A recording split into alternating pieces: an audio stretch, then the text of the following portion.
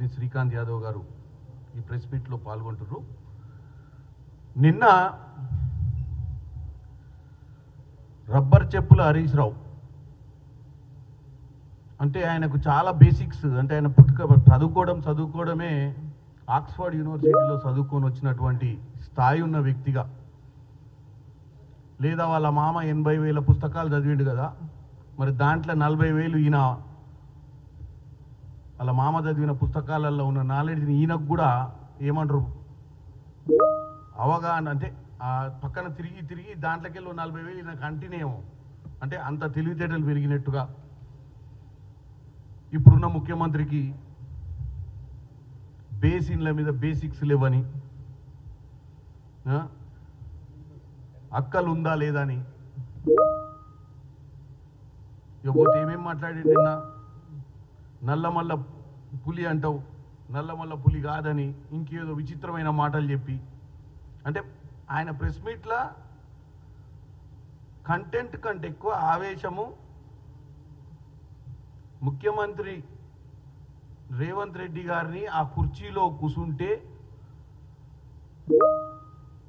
చూడలేని, ఎందుకంటే వీళ్ళంతా రేవంత్ రెడ్డి గారు ఒక్కసారి కూడా మంత్రి కాలే, ఒక్కసారి కూడా అధికారంలో లేకుండా డైరెక్ట్గా వీళ్ళకు ఉన్నటువంటి పొగరు, వీళ్ళ నియంత ఆలోచనలను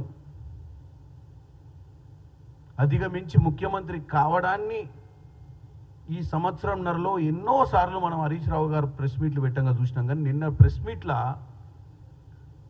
తాస్పాం లెక్కలు వేసి గుర్తుండు, ఆవేశం, ఏదో అక్కడ ఏదో అడుగుతుంటే 2-3 పాయింట్లు దొరికితే తట్టుకోలేక ఆ వీడియోలు తెచ్చి ఆడ ప్లే చేసి తెలంగాణ ప్రజల ముందు ఇక మొత్తం బయటపడ్డాడు.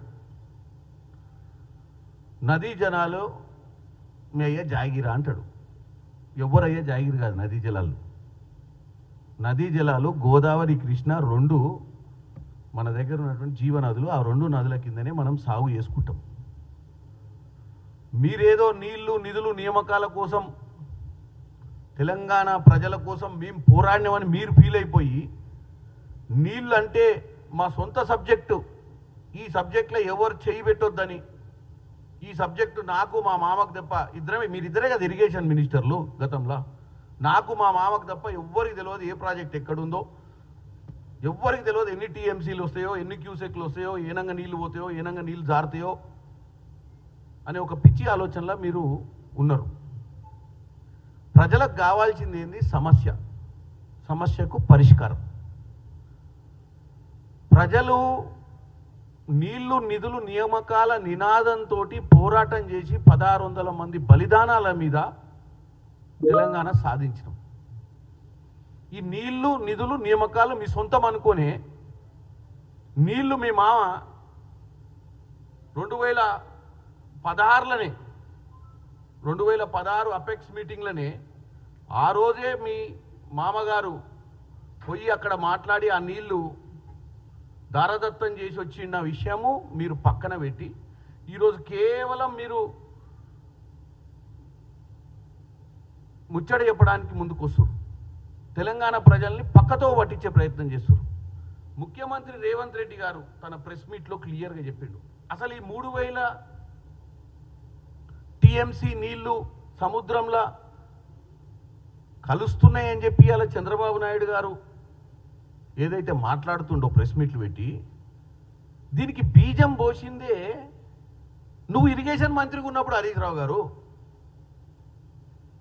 2016 అప్పుడు అపెక్స్ మీటింగ్, అంటే ఆ రోజులల్లో మీరు ఎవరు గత చరిత్ర ఎవరికి తెలియదు అన్నట్టు మీరు ఈరోజు వచ్చి నీళ్లు మీ అయ్యే జాగిరంటావా?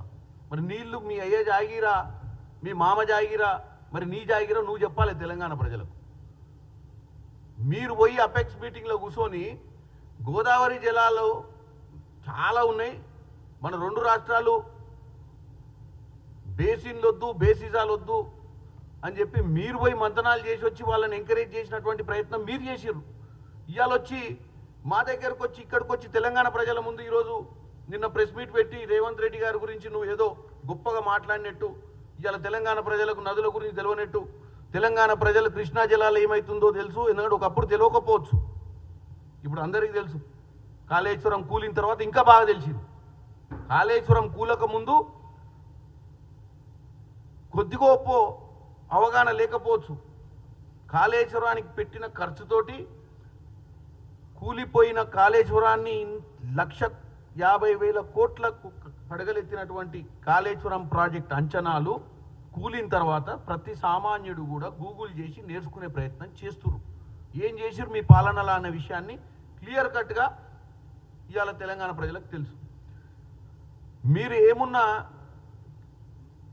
కృష్ణానది జలాలు గురించి ఎప్పుడు మాట్లాడరు. మీరు మాట్లాడితే గోదావరి జలాల గురించి మాట్లాడతారు. ఎందుకంటే మీరు అక్కడ 1,00,000 కోట్లు 1,50,000 కోట్లు ఖర్చు పెట్టిరు కాబట్టి మీకు ఆ సబ్జెక్టే గుర్తుకుంటుంది. కృష్ణా జలాల మీద ఇవాళ వాస్తవంగా